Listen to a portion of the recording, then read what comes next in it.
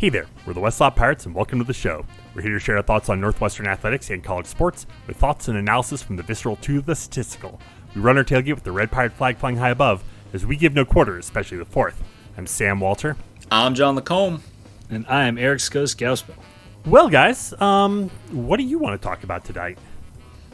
I want to talk about Northwestern football. Let's go. Let's go. After 17 other conference previews, after 3 non-conference opponents, we're in game week here, boys. There was college football over the weekend.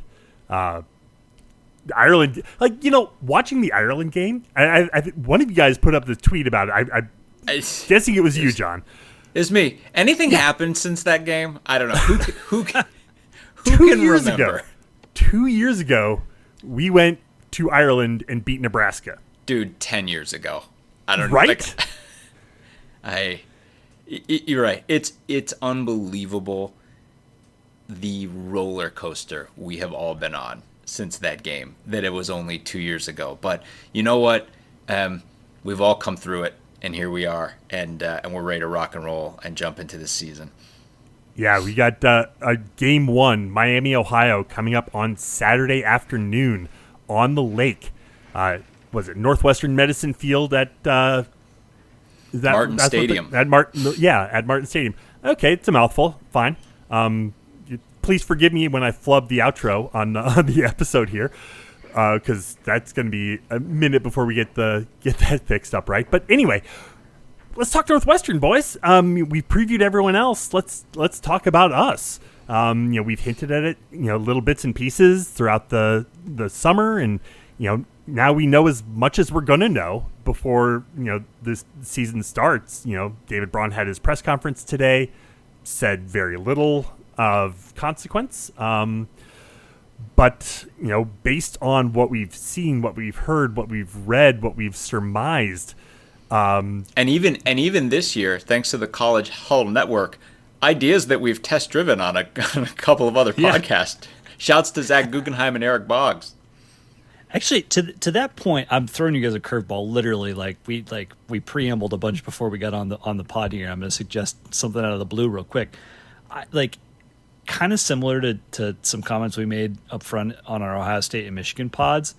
I wonder if defining what success is for this season for Northwestern is a useful place to start before we get into the nuts and bolts of the defense and the offense. Yeah, I think that's a great idea. And you guys were on both of those other podcasts and kind of talked about it. And it is. I think setting our own expectations going in is going to be really, really valuable. I mean, we're going to be. There's a lot to be excited about this year. I think are we going to be competing for the top of the conference? Probably not.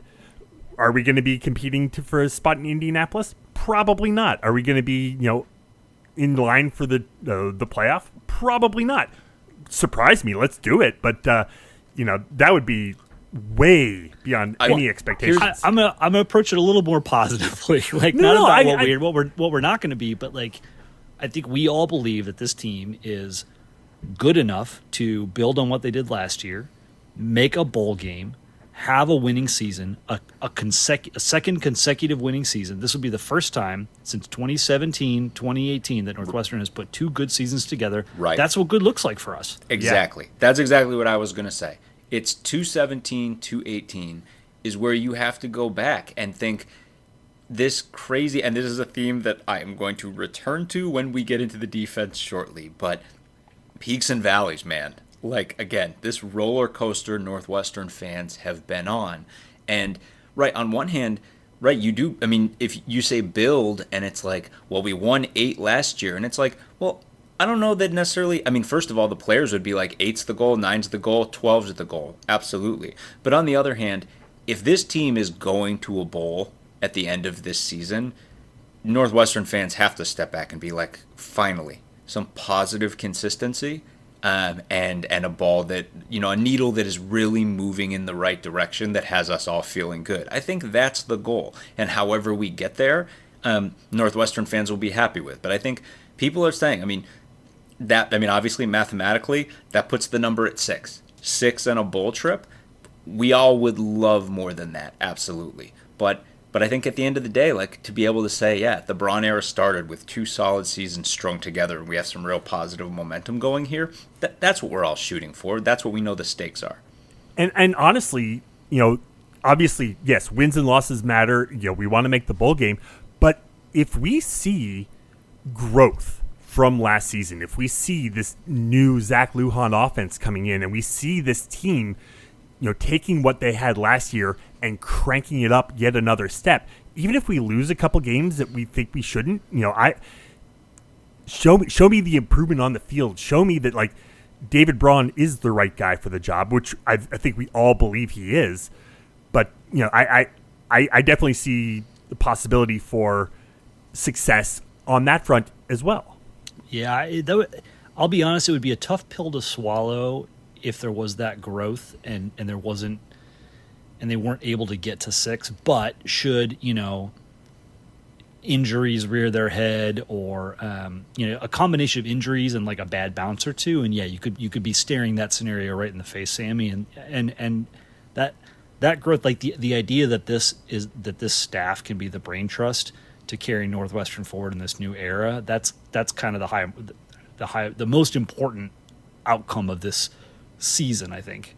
I think the other piece of it too, and this is the piece that I think pushes back against, not pushes back, but when you try to adopt the mindset of, look, like, yeah, 6 wins, and if we bowl, like, that's a victory, we'll take that away. But in the face of, I think, how a lot of the people in the nation are looking at the schedule and being like, boy, it looks like a tough schedule for Northwestern, and so much of that seems to be because we play Ohio State and Michigan in back-to-back weeks. I think lazy. I know. Yeah, so lazy. Every Northwestern... But let's be honest. When was the last time you heard someone preview Northwestern in a non-lazy fashion? For Yeah, sure. fair. Absolutely. Because you're about to. Sure, exactly. And then on the flip side, here's what pushes up against that 6-win thing, and here's the thing, because you're Northwestern fans, you all know it. If I frame it in terms of how many winnable games are there on our schedule, if you're saying less than 10, you're lying to yourself. Yeah. And that's the thing, right? Is like, what, Iowa? I think just about anyone, including casual fans, are probably circling Iowa as our 3rd hardest game on the schedule. How do you as a Northwestern fan feel about Iowa? A team you've danced with as long as you've been following this team, right? A team we lost to by 3 on a 52-yard field goal last year, right? That's the schedule. And from that point, they only get more winnable on paper. And again, is there a big difference between saying that and saying we're going to win 10? Yes, but I'm saying if you're applying pressure on yourself and on our own expectations, that's where it's coming from, because we can win 10 games on this schedule. And I think the exciting thing is to see, all right, well, given that that's true and given the potential we know is on this team, which we're going to get into in great detail here as we go forward in this pod, what can we accomplish in this season? It's going to be wild. And I think that's important to keep in mind. It is going to be wild. Are there? Yeah, go ahead. Well, I just want to share a Please, quick anecdote yeah. specific to that. So John and I were fortunate enough to go on to the Ohio podcast show. I think the video was released on earlier today, actually on Monday. But this was last week that we talked to Eric Boggs. Eric is the founder of the College Huddle, the podcast collective that we are a part of. And he asked us to come onto his show to talk about Northwestern. We had a great time chatting with Eric. One of the questions he asked us was, what is the range of outcomes for Northwestern? And John, you clarified. You said you really want the range, like the true range of what's the absolute ceiling if everything goes perfect, and what's the total floor if everything goes horrible. And you were like, the ceiling's 11, the floor is 3. Right. And Eric started laughing, and he said, "You guys win. You guys win for the greatest range of possible outcomes that you're willing to articulate." And I think that like wild encapsulates like, yeah, there's a fair amount of variability, and like, no, I don't think any of us are going to come out of the gate and predict Northwestern's going to win 10 games, but the plausibility of, there's only one impossible game on this schedule, and there's we think. and there's only one or two like near impossible to lose, save like crazy injury insanity. So we think that's we think.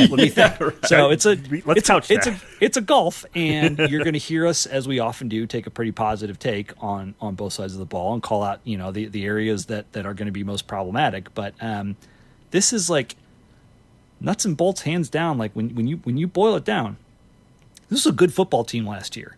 And they have a chance to be a good football team again, better in some areas, probably not as good in some areas, and we're going to see how it all plays out. But this is going to be a fun group to root for, and it should be a really enjoyable season. Before the other thing too that we ought to say off the top before we get into the specifics too is, and this is something else that we talked with Eric on the Ohio podcast, is the very special circumstances under which we are going to play 5 of our first 6 games, right? The Lake Stadium, the photos are flooding into all of our feeds every day now. It is, I don't know, it's difficult to rewind to the moment, whenever the moment it is, that you, the listener, whenever that moment is, that you realized it was really going to happen, whatever your absolute rosiest mental picture for what this thing was going to look like is, it has to be pretty close, man. It is beautiful. It looks so flipping good. And we're going to get to play here a ton. It's this special, unique, gorgeous thing in the just most incredible of locations. And as Northwestern fans, we're all about to, it's here. This thing really happened. And in less than a week, we're all going to show up and we're all going to watch our Cats play there. That's another piece, too. When we're talking positivity and, painting, thinking with rose-colored glasses, well, it's hard not to be affected by this super special venue that we're going to get to enjoy for the next 2 years. We get to watch the Cats play Wisconsin, hopefully with roughly 9,000 purple friends on the lake in Evanston, instead of at flipping Lambeau Field with 35,000 Badgers. Amen. So true. So true. So cheers to that. Yep. Absolutely. So let's dive in. Let's break down this defense, because that there's a lot of question marks on both sides of the ball for sure. David Braun comes in. He's came in as the defensive guy. We've got Tim McGarrigle taking over as defensive coordinator. We've got the changes that we saw last year. I mean, again, you think back to the years prior and just the complete sea change that we saw. The way the defense was run last year was incredible. And where do we begin? John, take us through the D. Okay, here we go. I think you can't talk about this year without talking about last year, and you can't talk about last year without talking about the 2 years that came before it. If we had to sum up the 3 years that led us to where we are right now, I think of the movie X-Men First Class. Trigger warning, friends. Yeah, I think of the movie X-Men First Class and the character Quicksilver, and there's just the one line where he goes, "Whiplash, whiplash." Yep, that about sums it up. There was only 1 year in that stretch that actually went as we thought it would. Year 2 of Jim O'Neill, who we had pretty well pegged by that point. But the other 2 years, whoa, Nelly. And it's necessary to bring this up because we were so off heading into those 2 years, and it's crucial that we examine why.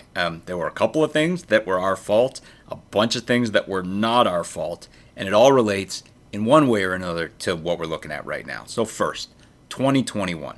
What did we get wrong? Well, we probably underestimated the losses of Patty Fisher and Blake Gallagher, which I know sounds really friggin' dumb as I say it out loud.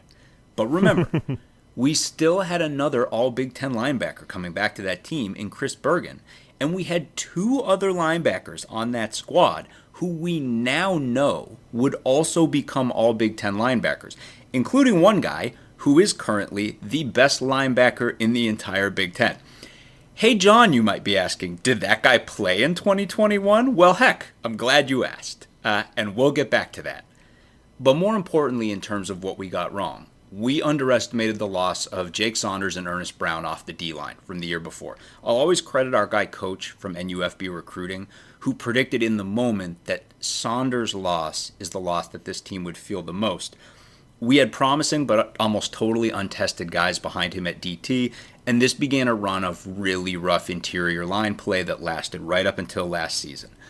But here's the massive caveat to everything I've said up until this point. We, 100% rightly, expected that we would be getting a completely different defense in 2021 than what we actually got. We had hired a guy who for his entire coaching life had only coached attacking 3-4 defenses. We had all of this young talent on the roster, like this guy we were excited about named Xander Mueller. And we assumed that it would all cycle through the 2-deep in exciting ways, and we'd find our new strengths, and we'd leverage them.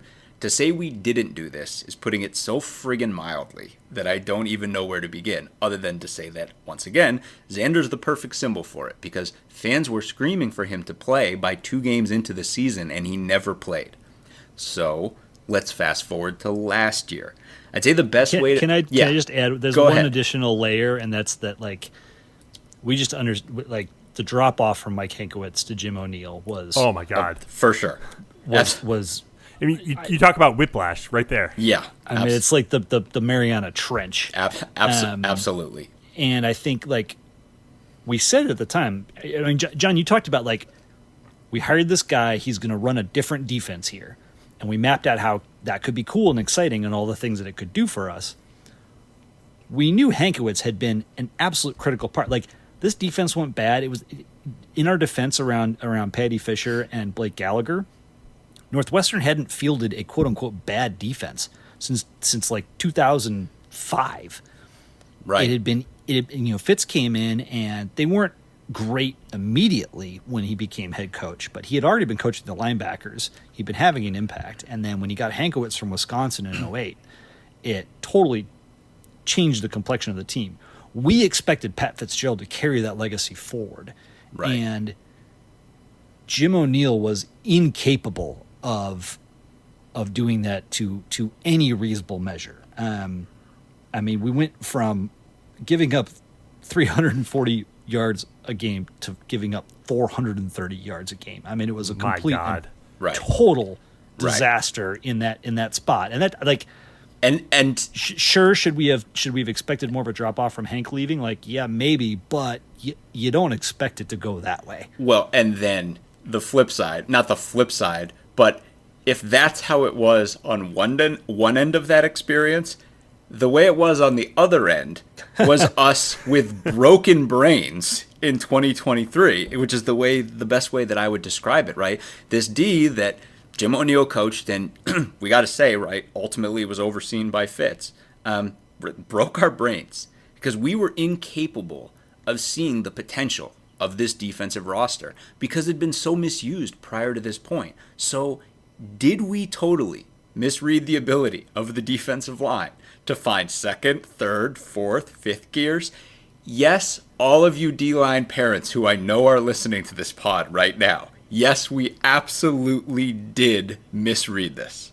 But if we're getting into why, right, we've talked to some of these same families, and I'm not going to name here, but we'll say, and you've heard us talk about this on the pod before, that the defensive schemes initiated by David Braun, and just as importantly, the dynamic player rotation implemented by position coaches like our defensive line coach, Kristen Smith, were basically a magic elixir for these guys. They felt strong, they felt rested, they felt put in positions to succeed, and the more the season went along, the better they got.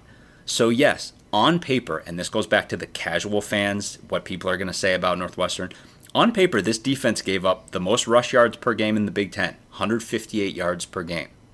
But in the final 6 games of the season, Northwestern gave up 143 yards or less 5 times and 117 yards or less 3 times. This D got way better in the second half of the season. But this stunning defense. Is it possible that maybe their legs were fresh? Well, that's a huge part of it too. Like legs, belief, and another piece right here, right? It's more than about simply playing more guys, right? It's about flexibility. Our belief that this defense could adapt had basically been killed over the previous 2 years, and then David Braun and company magically resurrected it. And the number one guy to highlight who embodies all of this, I would pick, is Kenny Soares. So make no mistake, under the defensive administration of the previous 2 years, Kenny Soares would not have had a role, or at the very least had a minimal role. He's not a 6'4", 245-pound read and react linebacker, and he's too small to be in every down 4-3 defense. He's a weapon you deploy in specific ways to utilize his specific strengths. And our old defense did not have space for someone like this. In 2021 and 2022, we picked our narrow group of guys, and we stuck with them come hell or high water. No adaptation, no flexibility. Hell, in the Jim O'Neill era, there would barely have been a place for Anto Saka, okay? Now fast forward to the Las Vegas Bowl versus Utah. When you watched Anto Saka and Kenny Soares drag the entire Utah offensive line out into the desert behind the Stardust and throw it in a hole, okay? That's coaching. That's understanding player potential. That's player rotation. That's putting guys in positions to succeed, and that is where we are heading into 2024, okay? So, what does this D have to change over this season? How might we compare it to that 2021 season back in the day when, like we were saying, like we had really rosy expectations going into that season, right? Well, if we look at the defensive line, we lose PJ Spencer off the defensive line, who is a very solid rotational guy, who is an example of a guy who, when we fed him some oxygen with these new schemes and better rotation, took a big leap upward in the Christian Smith era, right? We're losing PJ Spencer. And we also just found out, literally today, that the very talented Richie Haggerty, defensive end, posted a photo of himself going into surgery. We're assuming he's unfortunately going to miss the coming season, or at least a ton of it.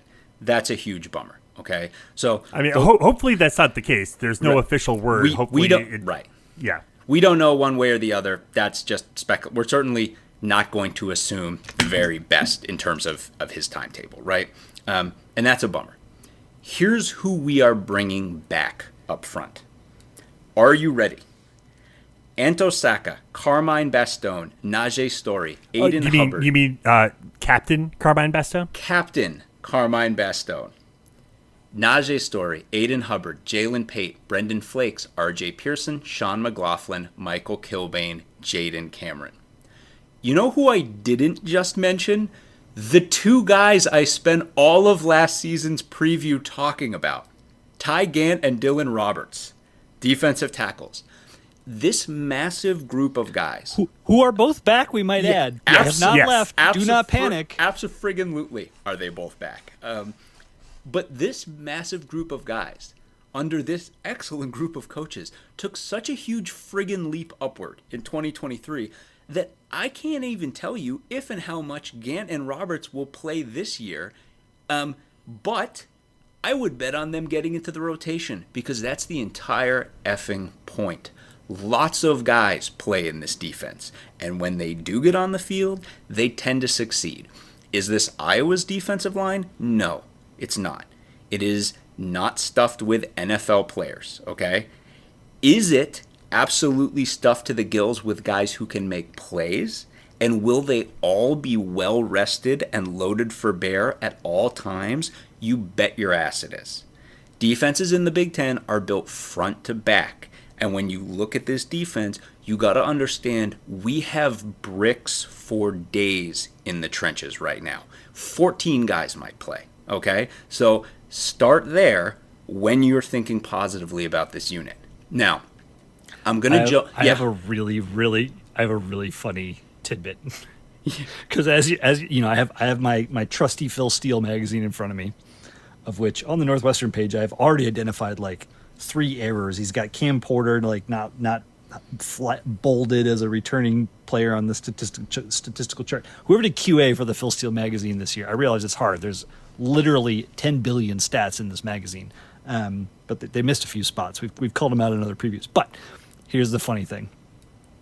Guess who does not show in the list of defensive players under 2023 statistical leaders? Carmine? Anto Saka. Oh my God. Because he only has Wow. 13 tackles.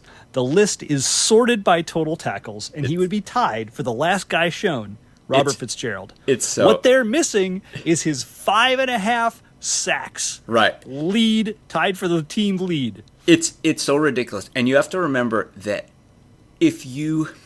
It's like... You have to remember, Anto Saka had multiple games where he exploded. Aiden Hubbard had multiple games where he exploded. But I could just go down the list. These dudes all made huge plays. They all tore Utah apart in the bowl game. And if you've listened to our other team previews, if you've listened to our appearances on other College Huddle podcasts, okay, we've talked about the fact that you can just jog right on past those, but Utah's offensive line was a patchwork for that game. Jog right past those takes, because that's half the teams on our schedule, including most of the teams we play on the front end of this schedule. A ton of the teams we play are totally redoing their offensive lines. And you know what we're not redoing? Our defensive line. It's solid as an oak, okay? So, like, when you look and you're like, yeah, but it's not like Ohio State's defensive line. It doesn't need to be. Yeah. It's like these guys are all, like, and again, roles. It's all clockwork. There's not a guy in that entire, like I'm saying, the top 14 guys in this defensive line know exactly what their roles are, what's expected of them, how they're going to get on the field, how they succeed. You just can't put a price on that. Well, and the beauty of this, and you're going to hear me talk about this in the offensive preview later, and the word that you've used ad nauseum over the last 3 months, flexibility. When you have this many contributing players on defense, you can adapt and mold what you're doing to your opponents. Right. You don't have to roll out the same 4 guys to start every game to manage the run, because that's what you do. You can look for those edges and those tells on the other team, how they like to start games, how they like to script their opening drive. Right. If it makes sense to have Anto Saka out there to disrupt a team that wants to throw early with a weapon that he can be, you can do that. Right. And you don't sacrifice anything, because these guys are all part of the rotation. They're all used to being out there. They play with each other all the time in different combinations and personnel groupings. This is the modern approach to football, right. and player rotation and roster management. And while we're here, right, might as well factor in, like, we have a new DC, right, Tim McGarrigle, who, after amazing position coach, is taking over at DC, right? But Tim McGarrigle got to watch Mike Hankwitz for all those years, see everything to do right. Then 2 years under Jim O'Neill, see everything to do wrong. And then see exactly what Coach Braun can do right, exactly how the positional coaches, of which he was one last year, were integrated into that success. And then now knows exactly what the expectations are. Like, Tim McGarrigle's got a full education, and he knows exactly what to do with all of these guys and how to do it. So with that said, I'm going to jump over linebacker for now, because I want to finish up there. So we're going to head back to the secondary. And one thing that I find really interesting is just how easy I found it to get my mental arms around this unit. And what I mean is, for a team that loses Garnett Hollis, Rod Hurd, and Jaheim Joseph, and then has another talented player, Coco Azuma, who's has a pretty extensive injury history. Not to mention the overall dearth of guys beyond that group who have a ton of defensive snaps. There ought to be a lot of questions in terms of who is going to play and where. But the truth is, there really aren't. And this is where I want to touch for the first time on a massive, important piece of the defensive equation heading into this season. The 2023 Northwestern Wildcats had maybe the best kick and punt coverage unit I have ever seen as a Wildcat fan. There was a core group of guys on these coverage units who were absolutely elite and almost none of them were solidly in the starting rotation for a defense that put a lot of guys in the starting rotation. So, i.e., when you're assembling your 2024 NU secondary depth chart, you have to understand that there are a couple of guys with loads of potential waiting in the wings here who were a part of those coverage units. Number one on this list in terms of how much you can expect to see him is Robert Fitzgerald. This dude is going to play a ton. Lock it in. Fitzgerald was a pretty big-time recruit who amply proved on special teams and in reserve rotation duty last year that he is ready to see the field as a safety. I assume he's the number 3 safety behind Coco and Devin Turner. And when he's not in that rotation, I expect him to play a lot of nickel, or anytime we want to go to a lighter set, a lot of de facto third down linebacker. He did it a bunch last year, looked really good, looked awesome on specials. So when I look at safety, I see depth because I know who's waiting to see the field. Now, corner is more tricky.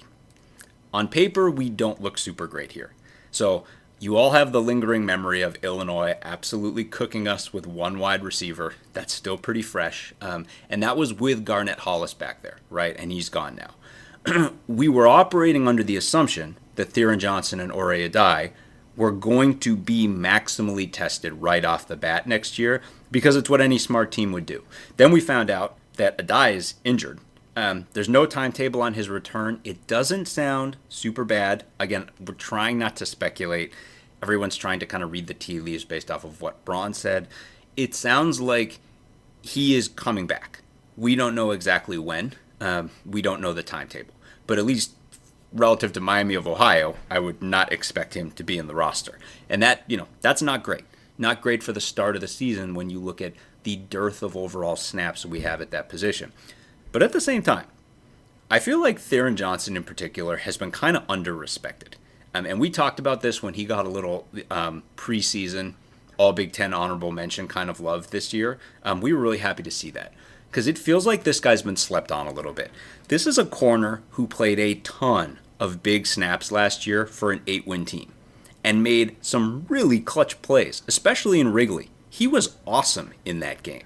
But again, continuing the theme I established when I was talking about the safeties, you have to understand that fighting to step up and fight for reps in this corner rotation, and at least for this week, take that open number 2 corner spot, are a pair of guys who looked absolutely frigging awesome on the field for Northwestern last year on kick and punt coverage units. Evan Smith and Braden Turner. Those guys were so good on coverage teams that they'd easily have been the top dudes on NU coverage units I have seen in years past. They weren't the top dudes in 2023 because of a guy I haven't gotten to yet. But the point here is that there are potentially a couple of elite players trying to push their way into the cornerback rotation. Now, does specials coverage success just straight away translate to positional success? No. I can name plenty of guys where one didn't translate to the other. We could talk about a guy like Keith Watkins II, where injuries robbed him of the success that he would have had as a full-time corner. But a better comp would probably be a guy like Cam Ruiz, right? Cameron Ruiz was a special teams dynamo, and it just didn't quite translate over into full-time positional success. But you have to remember, I'm not talking about one dude who was awesome on specials last year. I'm talking about many dudes who were awesome on specials last year. It's the best coverage unit I've seen. They were unbelievable, okay? So Theron is hopefully going to succeed at corner this year, take another step up. And at least for 1 week, the other spot is going to be fought over by a couple of really promising dudes looking for reps. And that's exactly how a great defense should work. That's the idea, right? You can't always have a guy who has a ton of reps. And when you don't, you want to be like, damn, I want to see a couple of these guys get to the field. We're going to. At corner, you're going to see a couple great dudes fight for a spot on the field here, okay? And as we hammer home this is how a great defense is supposed to work, part of this, let us finally arrive at linebacker. Because going back to where we started, the bottom line here is there are some massive weapons in this unit, and the defenses of 2021 and 2022 wouldn't have known what to do with them. So let's start here. I believe and I know all of you listening agree, Northwestern has the best linebacker in the Big Ten. If Iowa fans want to claim it's Jay Higgins, totally get it. That guy's awesome too. Just know we would not for a second trade your guy for our guy. We talked about this, Scuzz and I talked about this just now when we were on Zach Guggenheim's pod, when we were on Eric Boggs' pod in the College Huddle Network. Xander doesn't just stuff the stat sheet in any and every single defensive category that matters. He makes plays at absolutely crucial moments. Whether he's winning the Purdue game on an interception or he's stopping Darius Taylor on that third down in the Minnesota game when a first down for Taylor would have effectively ended the game. Xander is an apex linebacker. It is criminal that he was only third team All-Big Ten last year. He's a first team All-Big Ten player. He's an NFL player. And he, as I beat this beyond dead horse at this point, sat on the bench for all of 2021 while our defense flailed as Northwestern fans screamed for him to play.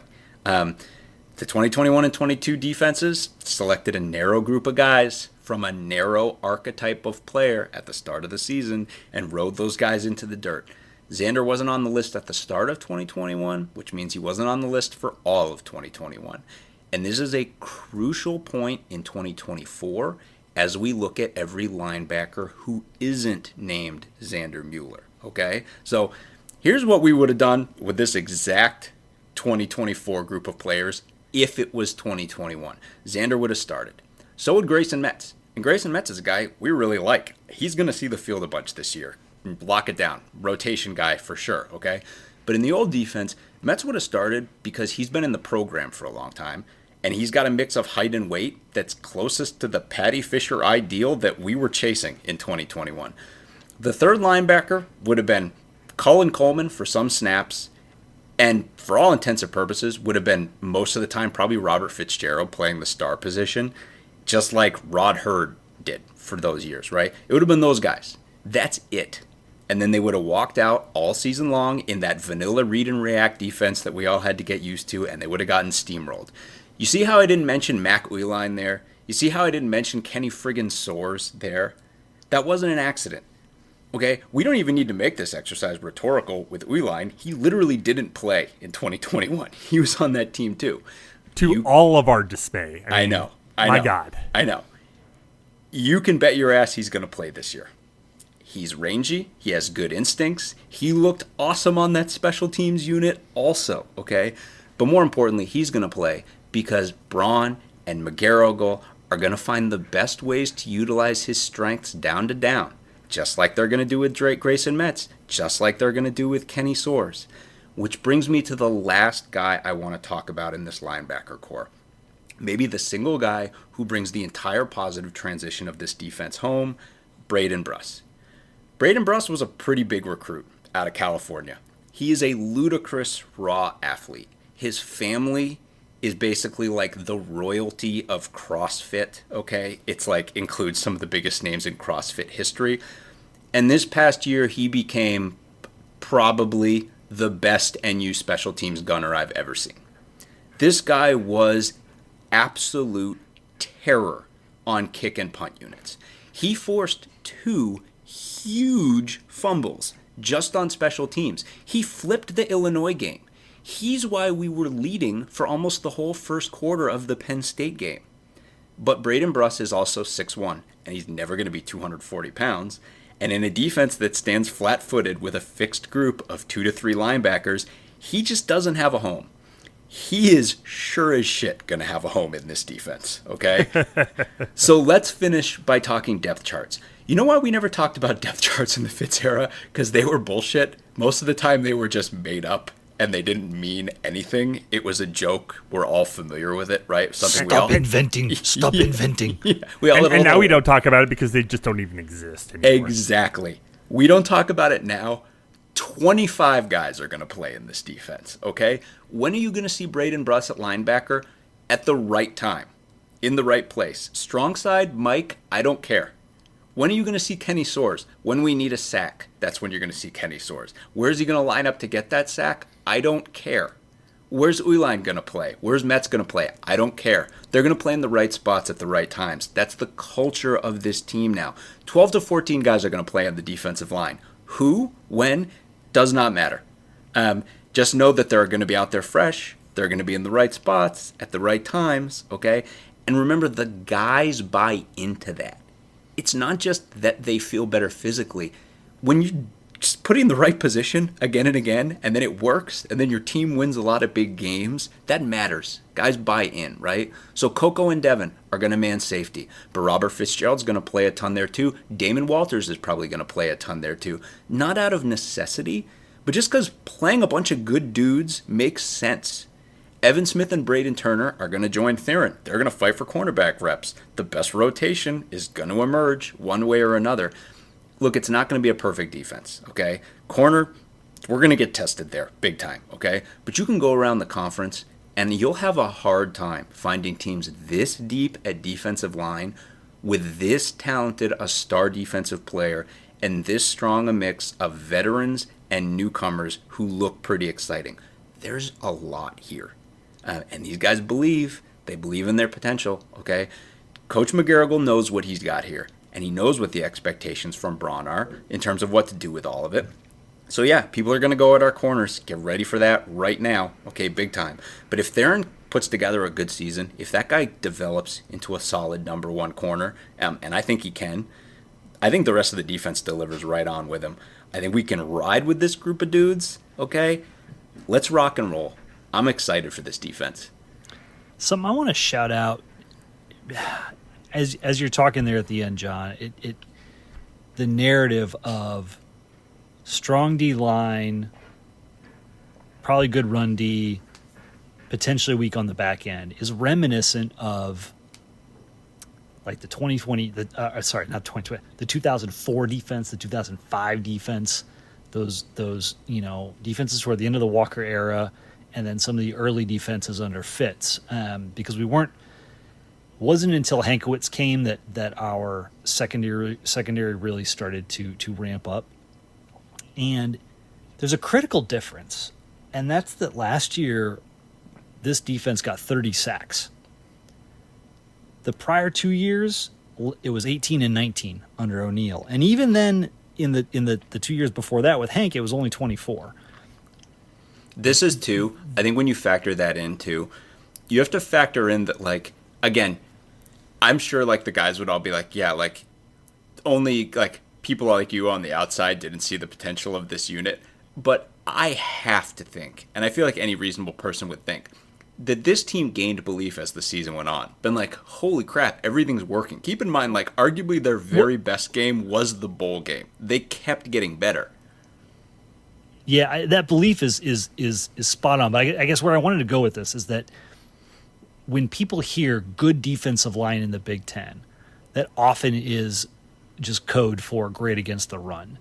And I think the point around this defensive line is that they are flexible and moldable to be really good across the board, and especially to pressure quarterbacks. And that is a sizable difference from defenses of the past that did not have the talent on the back end. Absolutely. And when you're scheming for like where's like pass rush and like pass rush weapons, like I didn't even mention a guy like, here's a random name, Nigel Glover. You guys know we got a linebacker transfer from Ohio State this year. Pretty great. Okay, was a pretty big recruit. Was originally committed to us. Exactly. And then left transferred in the uncertainty of last summer. Exactly. And now is back.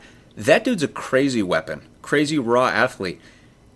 This depth chart looks pretty stacked. I don't know when he's going to get on the field, but I'll tell you this. If he showed out in practice and looked like someone who could get after the quarterback, they're going to find a way to get him on the field, okay?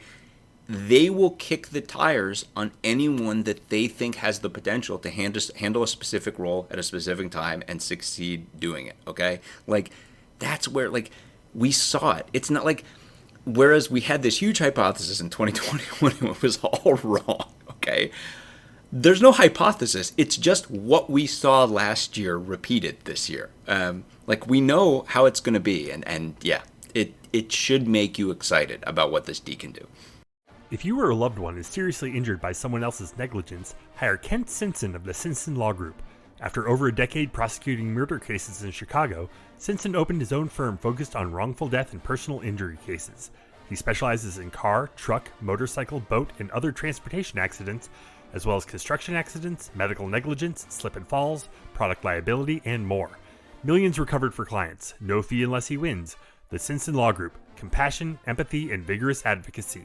Go to simpsonlawgroup.com or call 312-332-2107 for a free consultation. And go Cats. When you think about offense, you know, the first thing anyone thinks about is quarterback.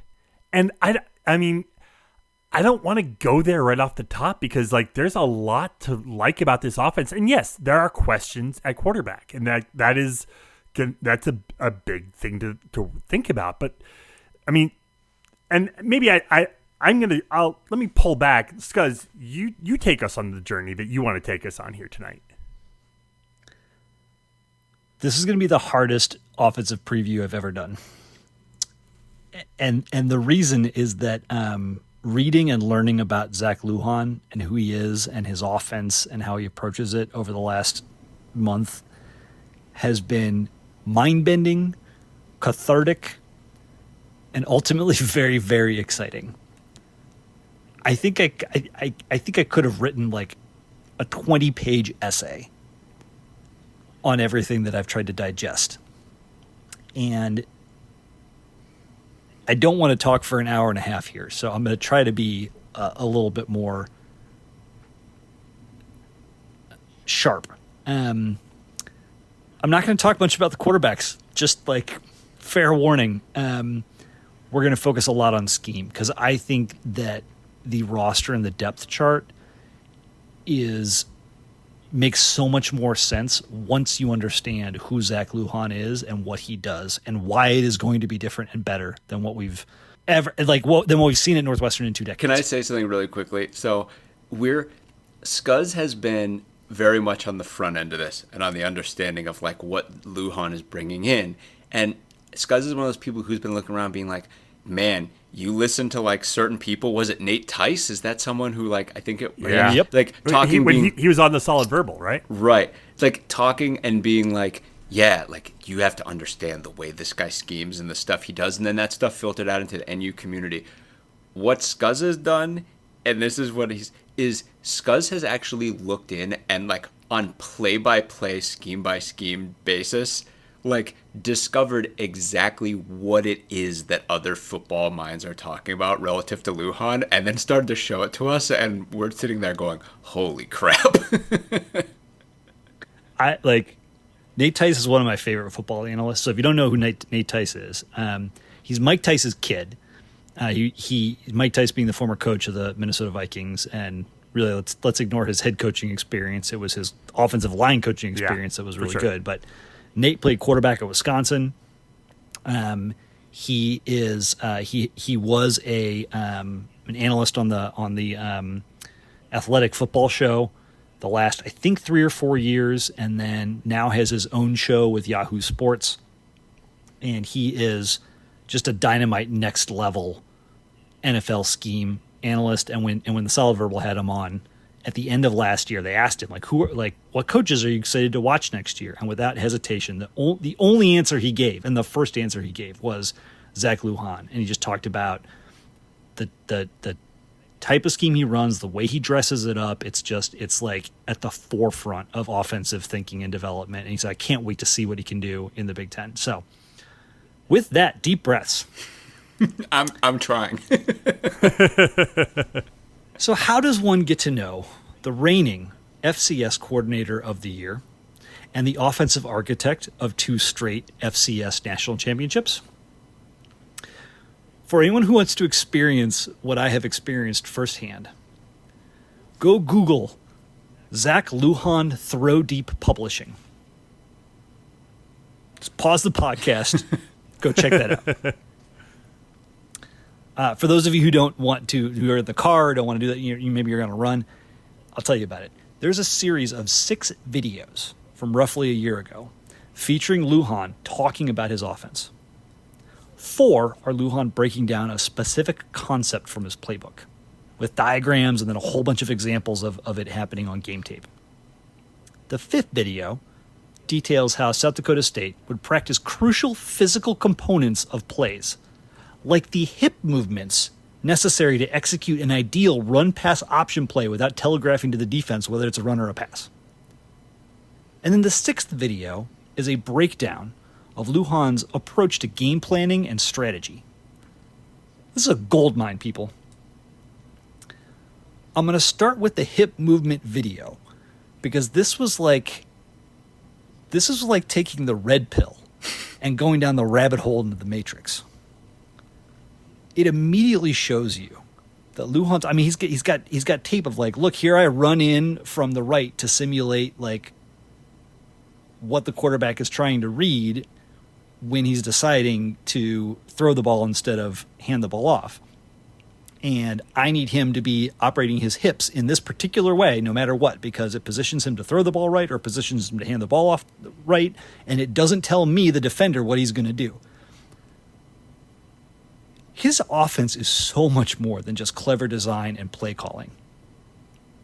I'm certain there are elements in like the best college offensive coordinators and teachers, et cetera, have surely got thoughts about this that go all the way down to this level of coaching. But like it just shows you the attention to detail, the precision, and the fixation on teaching that this guy espouses. These elements come through again and again and again on these videos. And frankly, you can see them in every interview that he's done with the media since coming to Northwestern as well. So let's move on to the play concept videos. These are incredible. And to be clear, discussing a couple of these. I'm just like, I may have like if Jay Sharman died last night, it's because I sent him these videos and his heart exploded. As a Northwestern fan, to quote King George, I didn't know that was something a person could do. So look, I am not an X's and O's expert. I play one on this podcast. And I have read enough and studied enough football to observe a whole bunch of things, but I'm no expert.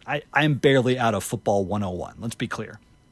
This is like football 401. Several things stand out, and these are both clearly features of not only his office, but just his MO, how he thinks about the game. So first, every play design is multiple and is structured to confuse the defense while staying simple for the offense to execute. There are multiple pre-snap reads and checks. There are multiple post-snap options.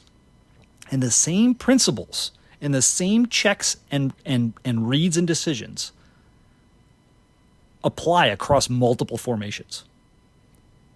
One passing concept can be run from a bunch set, from a spread set, with 2 running backs, with 2 tight ends, with 1 of each. It doesn't matter which side of the formation they're on. They're interchangeable in terms of what they do on the play.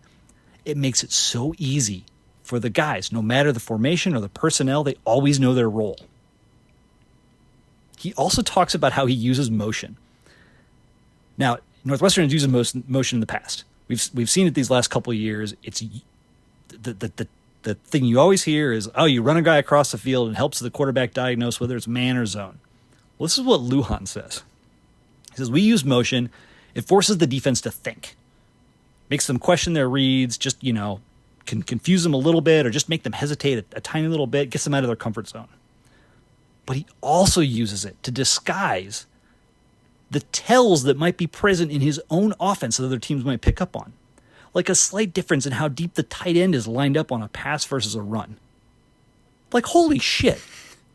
This is you sent us videos where Lujan's talking through the video and talking through this is where I want to go next. Yeah. This is where I want to go next.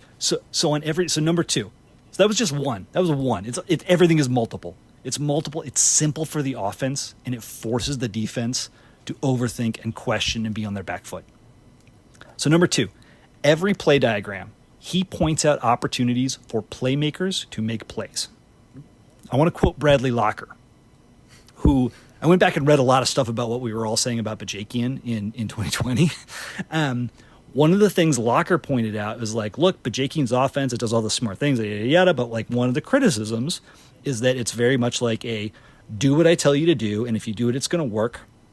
But there's not a lot of opportunity for flexibility or a playmaker to break something or turn it into something bigger.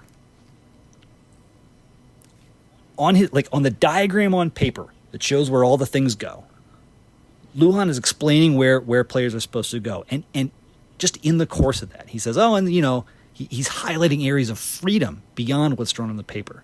Talks about a wide receiver going at least 12 yards deep on a crossing route across the middle.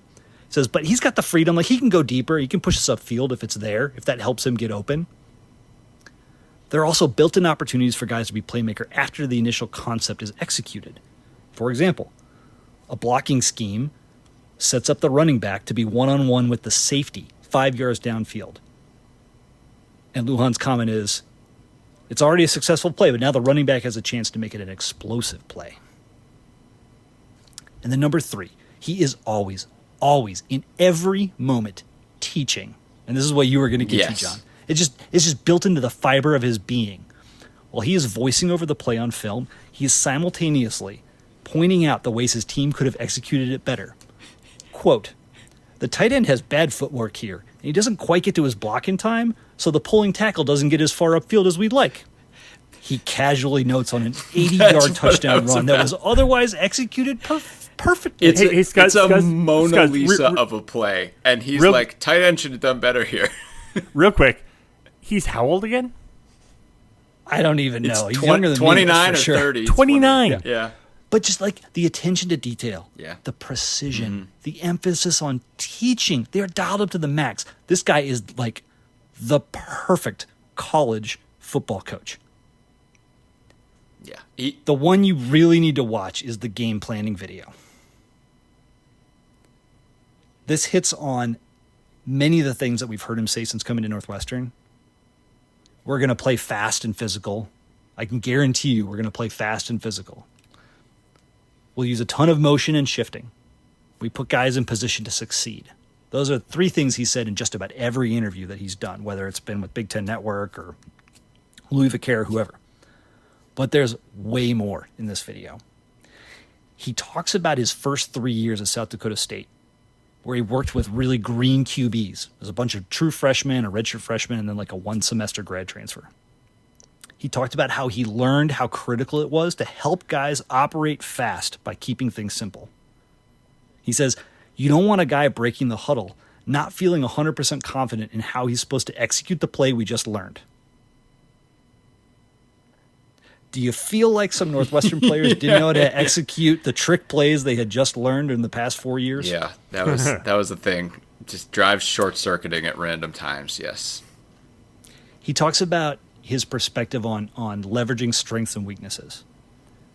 He says, at South Dakota State, we're going to run duo every single game. This is a power running scheme.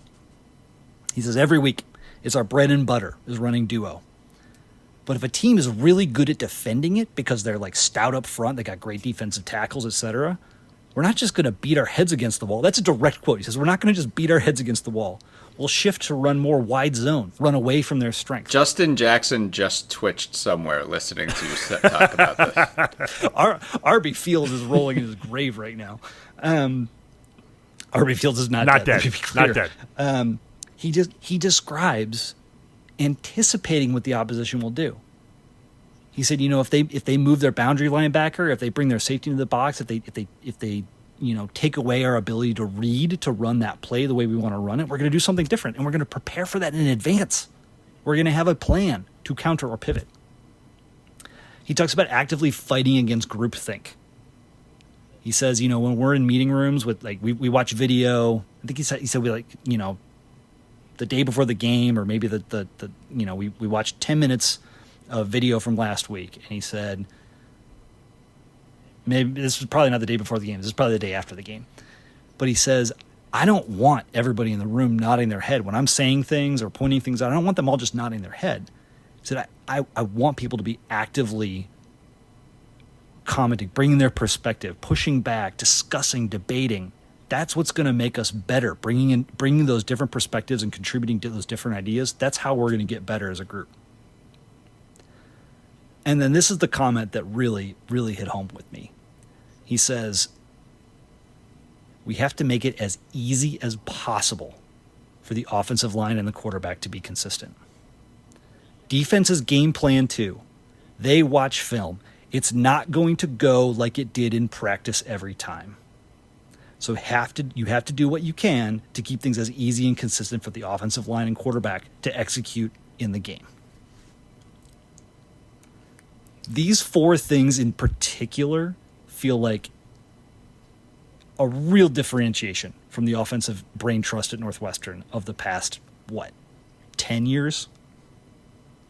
At least, right?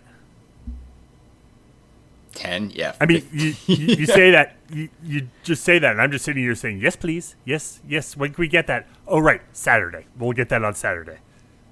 And I can't like, everybody should really go watch these videos. I mean, it's just like, I am speaking more emphatically on this podcast than Zach Lujan is speaking on these videos. He's just casually like talking through it. And there are times you can hear the steel in his spine come through.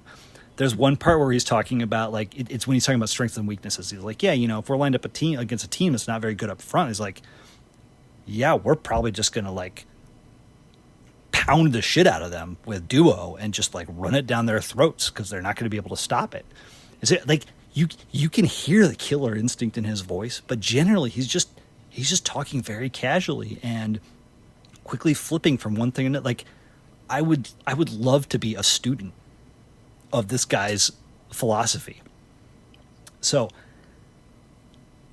it's important to point out this is not like rubbing a magic lamp and Zach Lujan pops out.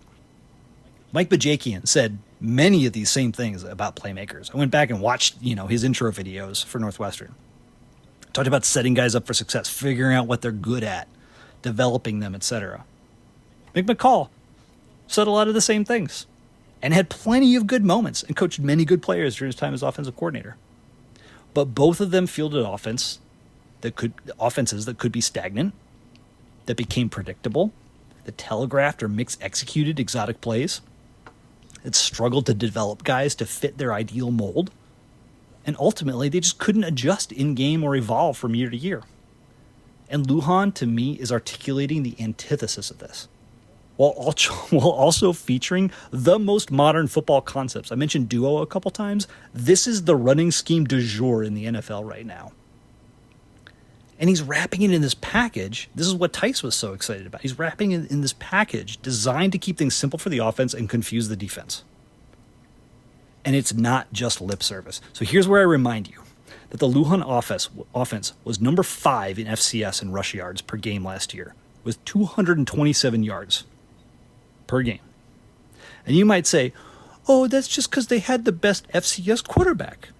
Yes, their FCS quarterback did win the FCS Heisman.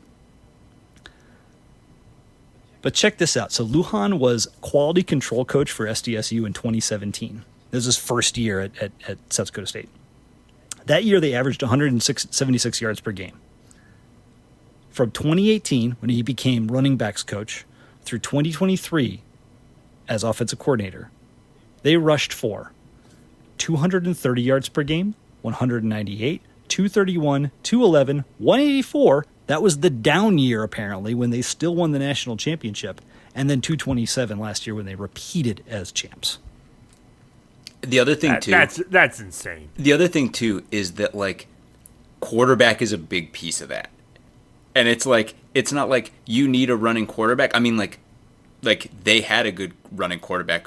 We have several potentially phenomenal running quarterbacks. But, like, you watch on the video, it's like, it's just...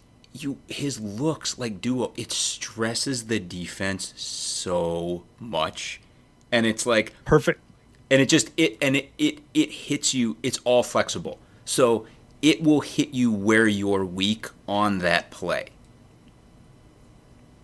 Perfect segue. Last year, Northwestern struggled to run the ball. 102 yards per game. That's not great. Less than half. That's not good. Less than half of what Lujan's offense has averaged over the last 7 years. 2.9 yards per carry. Now, some of that, and John, to your point, we started a quarterback most of the year that didn't run.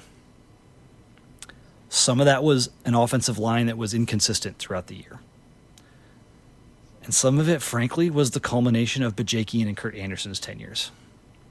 Did you know that Northwestern's rush yards have fallen 20 yards below the prior year every season since 2019? Oof, man. Wow. 180 yards per game in 19, down to 163, down to 144, down to 125, down to 102.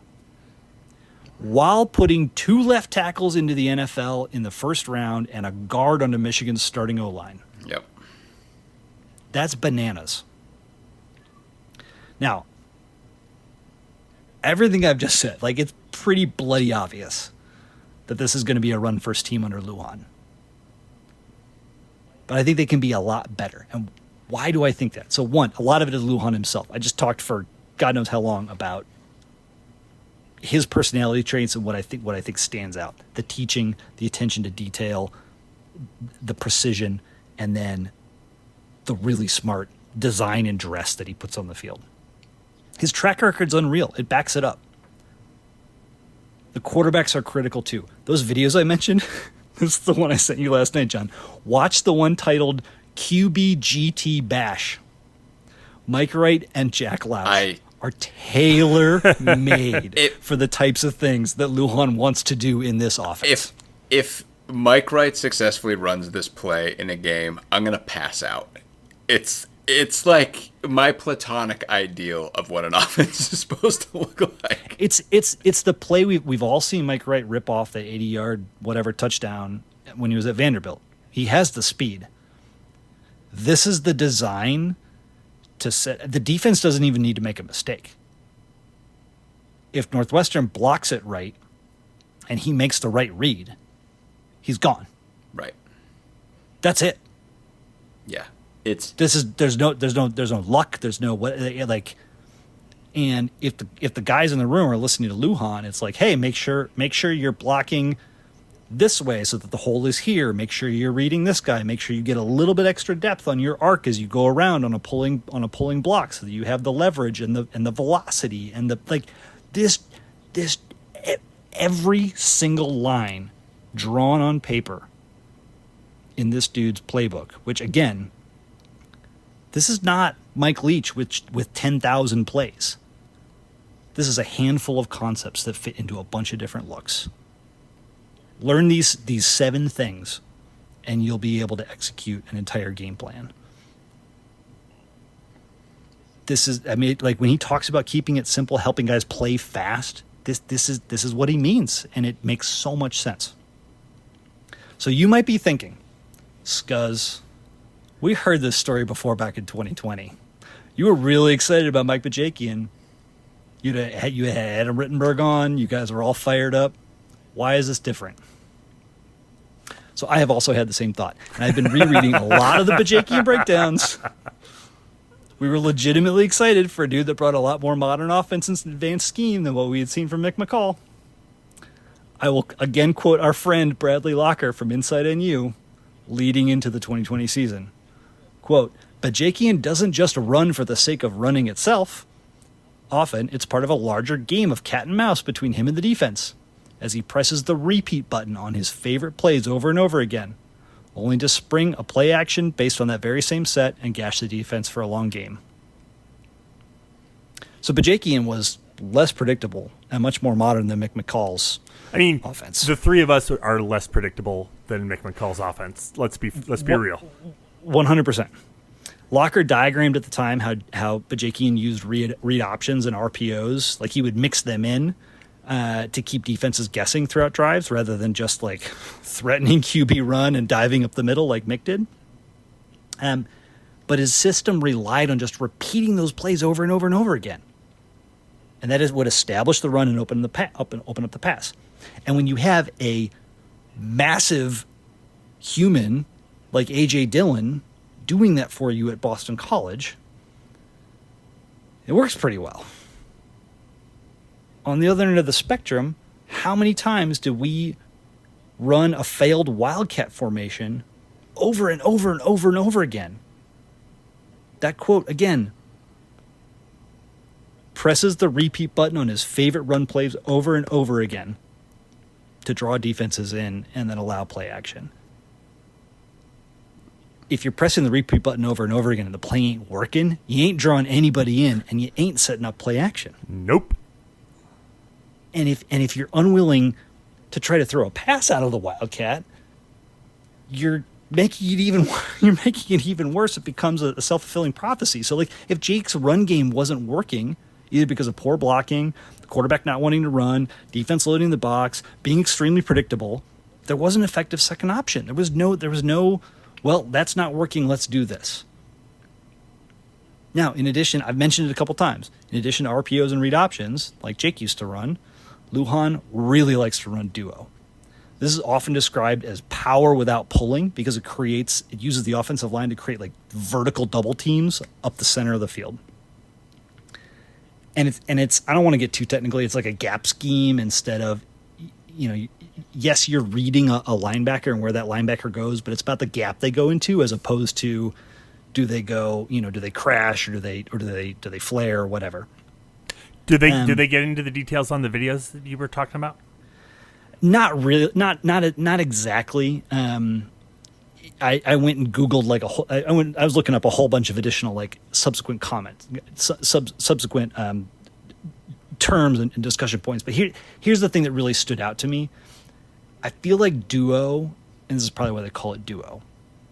It kind of gives you the best of both worlds in terms of like a zone blocking scheme where offensive linemen are just responsible for a space and they block whoever comes into that space. This was like, Sammy, how your Broncos won 2 Super Bowls. Yeah.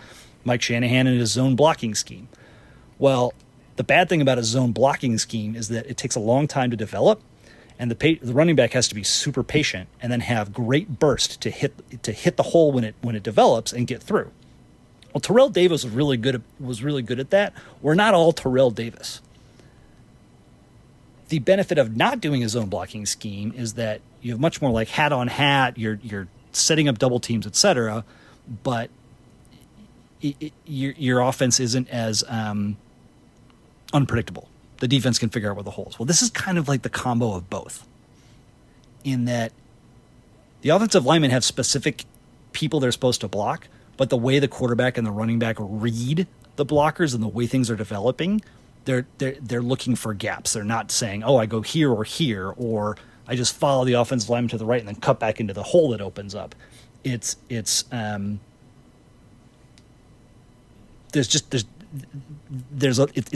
develops quicker, so it's more aggressive, and you just get upfield faster.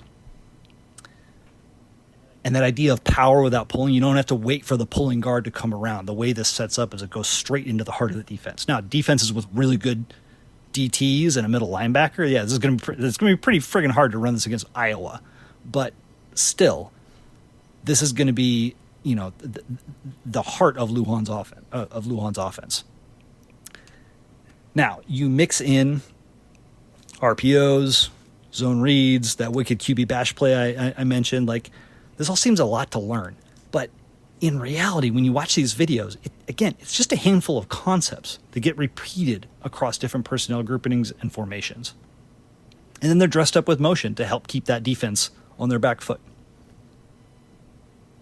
And then he's willing to tailor to opponent's strength or likely strategy. This just portends a much more flexible and effective attack than we've seen in the last 4 years on the ground. Now, as I said, there's some really good run defense in the Big Ten. What do we do when those defenses are really good on the run and we can't just run away from their strength? Well, this is now where I mentioned that South Dakota State, in addition to being number 5 in rush yards per game last year, was number 1 in yards per attempt in the FCS. That seems good. Yeah, it does. It seems really good. Philosophically, Lujan's goals are not that different from what we were excited by in Bajakian's system.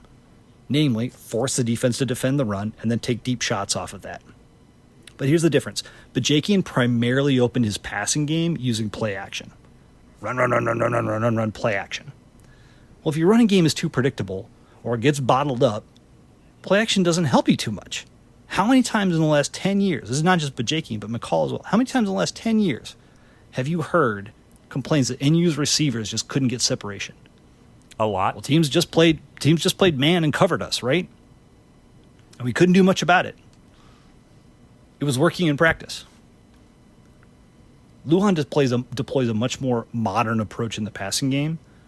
First, pre-snap read with formation, motion, confusion, like we've already talked about in the run game. It applies to the pass game too. That's not super new. We've seen that motion in the past, usually to get the read on, is it man or zone.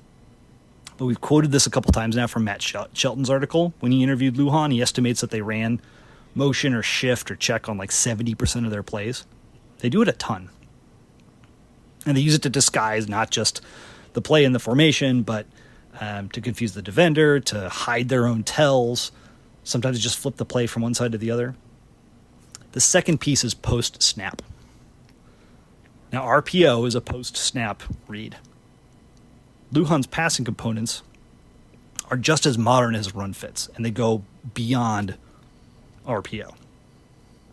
There's a combination of on each side of the formation of routes, and they're designed to work as reads off of several defenders from back to front. If the safety sinks and you like the matchup on the boundary, you take it. If the safety goes to the boundary and the intermediate cross is going to be open. If the linebacker sinks on the intermediate crossing route, you go to the flat. And that's just one side of the formation. There's another set of reads on the other side of the formation. This is not rocket science. This is the air raid. This is the spread. This is what many offensive coordinators have been doing with the passing game for the last 15 years in college football. And there are certainly elements of it in Bajakian and McCall's playbooks. But I'm going to call back to what we've experienced as Northwestern fans. How many times in the last 4 years did you watch 3 receivers take long developing routes downfield? Their backs turned to the quarterback. They left in the running back and the tight end to block and hoped that Hunter Johnson or whomever could take a 7-step drop and launch a long ball, only to either get sacked or heave up a 50-50 desperation throw at the last second. How many times did you watch us? Yeah. How many times did you watch us throw endless 5-yard out routes because we didn't have concepts that effectively worked the middle of the field? Or we weren't able to teach our quarterbacks how to throw windows around a middle linebacker? Or when we did go over the middle, it was just shallow crossing routes like mesh, which were the only way to get some separation and beat man coverage, but at best you're getting like 5 or 7 yards. I think Bajakian's primary problem is that he was never able to adapt his system for the talent gaps on Northwestern's team. We did not have an amazing offensive line that could block for 7-step downfield drops. Where he really fell short was developing quarterback. That mix of skills in the quarterback that he needed. His 2 successful seasons at NU, the quarterback was handed to him, fully formed. I detailed this last year. Peyton Ramsey's stats in 2020 were the worst of his career. He didn't lack for talent. We saw multiple receivers leave to go be good elsewhere. There were times when the offense really sang, like against Maryland, against Wisconsin last season with a veteran QB. But then there were too many times where there was no effective plan B. And I think it's really interesting to compare him to Jim O'Neill. This is where the teaching thing that I keep harping on with Lujan stands out. But Bajakian is obviously a smart X's and O's guy. And his track record before Northwestern would really demonstrate that. But maybe he just struggles to translate it to the field.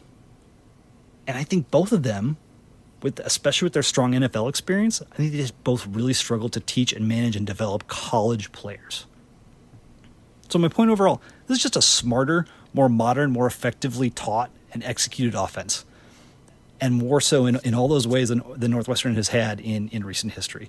And I think the evidence to that is really hard to refute. Why do I think Lujan can successfully bring it to Northwestern in the Big Ten, what he did in FCS? It's because of those traits that permeate every one of those videos and every statement he's made. Attention to detail, emphasis on simplicity, and a laser focus on teaching. And you know who all of that gave massive headaches to? David Braun. David Braun. Which is why when David Braun, he's been very open about this. Lujan sucked to deal with. The worst guy on his schedule every year to deal with as a DC. That's why he went and got him. Lujan is going to absolutely strain the crap out of every defense we play. Every down. Like, it's right. It's like system, and then just like Scuzz said, it's like, right, you can have certain systems, but when you get in a game down to down, some dudes know how to push all the buttons and when to push them. And, like, Braun clearly hated dealing with Lujan for that exact reason.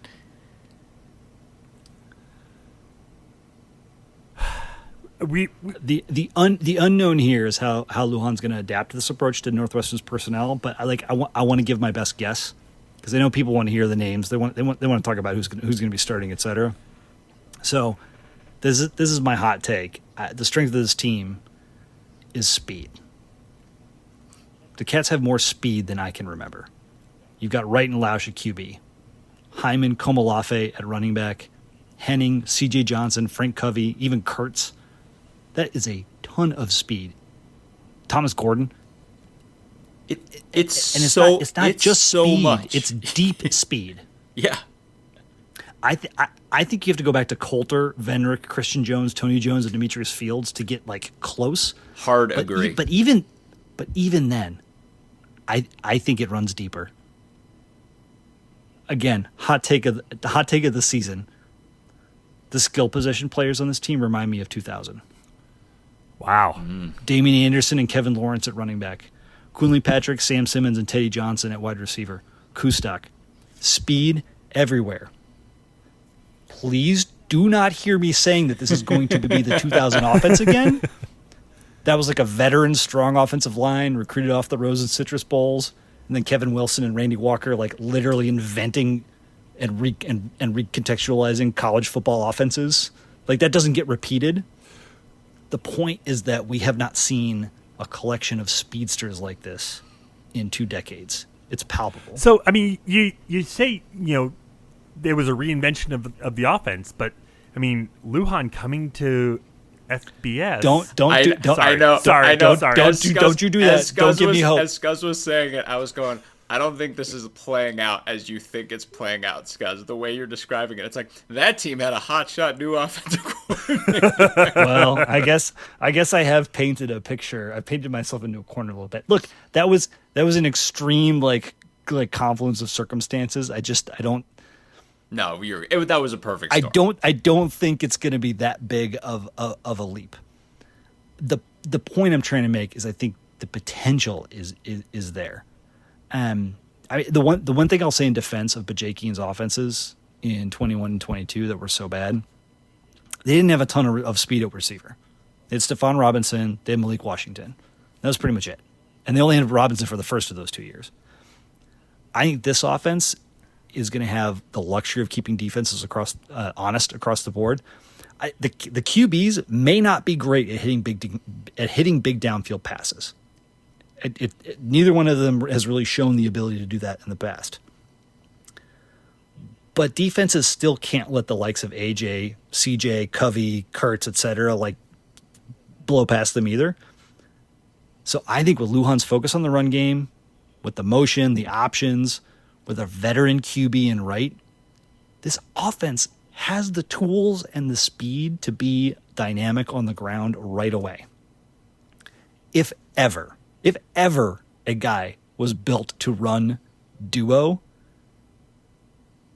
like Cam Porter in a power run scheme designed to get a guy going vertically that doesn't have to develop slowly behind pulling blockers. Are you kidding me?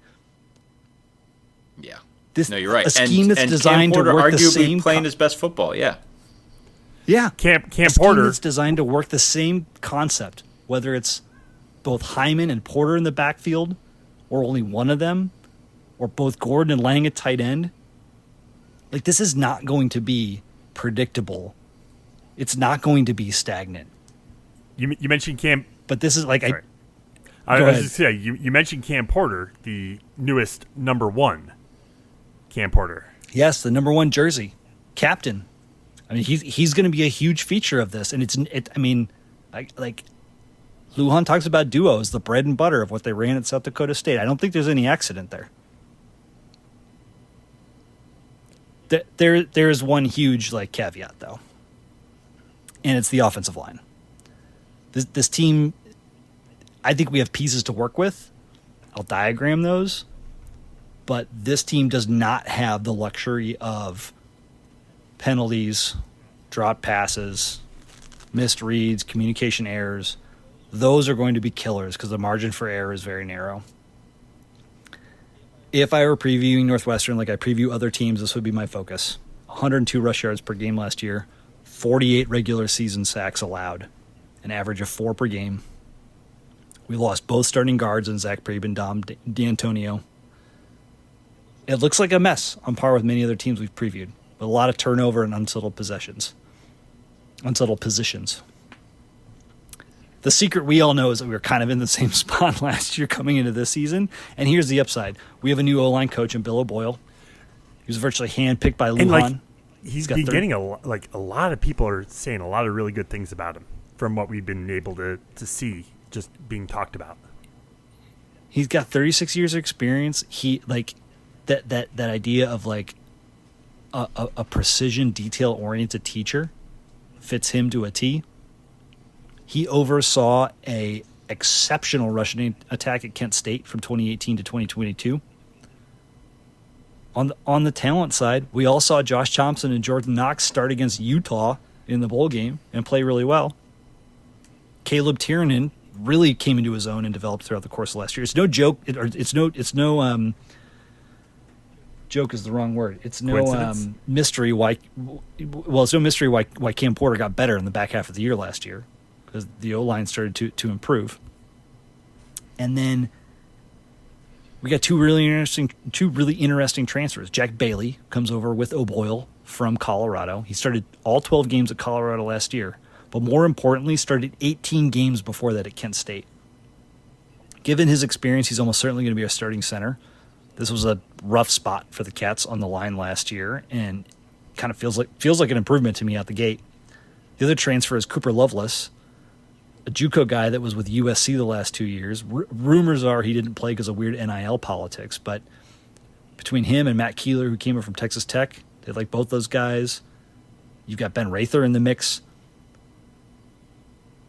There's a ton of depth, too. Well-regarded guys from the 2021 and 22 recruiting classes.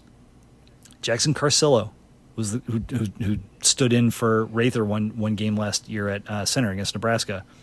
Deuce McGuire, Nick Herzog, Anthony Bursa, Braden Edwards. There is a ton to work with. Decent depth. The raw numbers of starts and experience are higher than they were last year. It's going to be a work-in-progress offensive line to build the cohesion and the continuity that we always talk about with high-performing O-lines.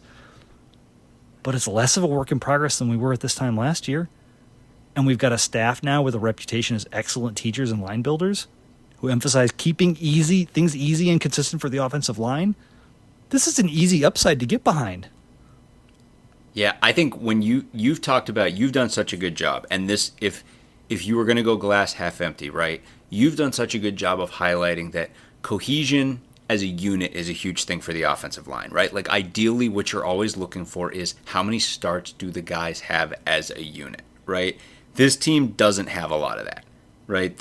It's like a group of guys who've come in and they've got to build reps. The glass half full for me is like, first of all, it's the individual pieces. It's everything that you said. I just like a ton of these linemen, like individual. And then one thing that I feel like is low-key a very positive indicator in my mind is that Josh Thompson has moved from right tackle to right guard. Oh yeah, for sure. Yeah, I probably didn't make that clear. Like it's Thompson and Knox at guard. It's Bailey at center. It's Tiernan at left tackle, and then the other presumably left tackle, and then the other tackle position is a bit of a competition. Well, and here's the thing, look, we're gonna find out, and again, Keeler I know has a lot of experience. Lovelace, a lot of people have like low key kind of raved about, and this goes to what you were saying about at USC. If Thompson's moving in because of what Lovelace has shown him at right tackle, that's a very positive indicator, because you're not just moving a guy who was a really good right tackle at a time when there are a lot of other problems on the line inside to right guard unless you have a good reason to do it. So I look at all the individual, like you said, so at center, probably looking at a guy who started a ton of games in his career. Potentially Thompson and Knox, kind of love them both at guard. And if Lovelace, I mean, Lovelace is this dude that, however, he's offensive line size and can do a full split and put his foot above his head. He's like a crazy, like flexible, like raw athlete. And then Tiernan, who we know is our best offensive lineman. So, I mean, again, it's like I love all the individual pieces. And at the same time, I'm like, I wish they had twice, 3 times as many more reps together. But I mean, now's the time to build them.